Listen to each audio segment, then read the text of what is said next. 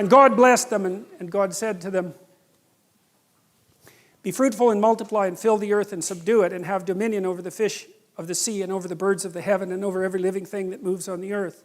And God said, behold, I have given you every plant yielding seed that is on the face of all the earth, and every tree with seed in its fruit. You shall have them for food. And to every beast of the earth and every bird of the heavens and to everything that creeps on the earth, everything that has the breath of life, I have given every green plant for food. And it was so. And God saw everything he had made, and behold, it was very good. And there was evening and there was morning, the sixth day. Thus the heavens and the earth were finished, and all the host of them. And on the seventh day God finished his work that he had done, and he rested on the seventh day from all his work that he had done. So God blessed the seventh day and made it holy, because on it God rested from all his work that he had done in creation. And I like that too, you know. I did a lot of counseling work with people who were, coaching work, I guess, with people who were fairly spectacularly successful, and they were usually workaholics. You know, they're the sort of people that were like, they'd work 80 hours a week, just nonstop. That's just what they were like. And one of the things we were always trying to figure out was, well, how much should you work?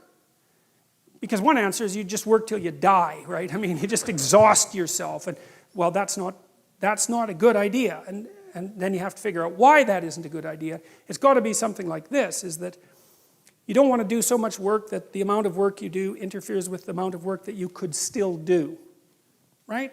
Because if you work like mad for 2 weeks and then you have to lie in a hospital bed for a month, that obviously isn't very productive. So you have to figure out how much you can work diligently, and then how much you have to recuperate so that you can get back up and work again. And you know, people have basically settled on something like this and given it the divine imprimatur. That's one way of thinking about it, which is, well, you can toil away for 6 days, and no wonder, because you have to work, but you should rest at least 1 day out of 7, because otherwise, well, you don't appreciate life. That might be part of it. And plus, I think it's more a matter of iterability, you know, because one of the things that defines morality is the capacity to repeat something, right? So if something is properly structured in a moral manner, then you can do it over and over and over again without any degeneration.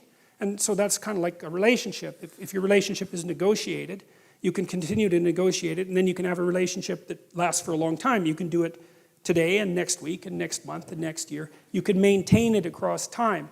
And this, I would say, is the wisdom that's been garnered over God only knows what period of time, to say, well, look, I mean, even God needed to take a break and appreciate what was going on, and it's not such a bad thing for people to follow that pattern. And that's a good thing for modern people to know, because we seem to be, even though, you know, we're very wealthy by historical standards, our capacity to relax isn't exactly what it could be, and I think that's really hard on people.